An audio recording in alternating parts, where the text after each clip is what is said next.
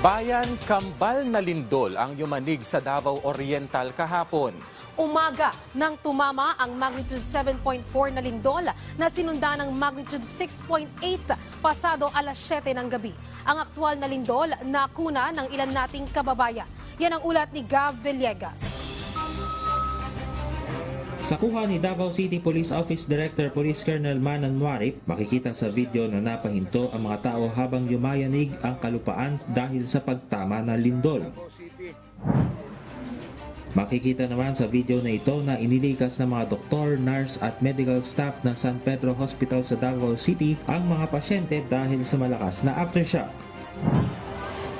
Napadak, cover and hold naman ang mga tao na nasa loob ng convention center ng isang mall sa Davao City kahapon dahil sa lakas na lindol. Nawalan rin ng ilaw ang loob ng convention center.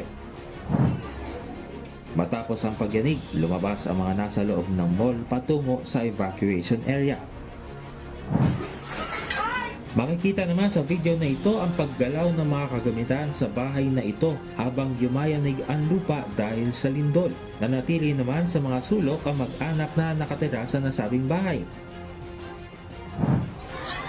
Sa kuha naman na ito, makikita ang pagyugyog ng mga nakasabit na paninda kahapon sa Agdao Public Market sa Davao City dahil sa lindol. Para sa Integrated State Media, Gav Villegas ng PTV.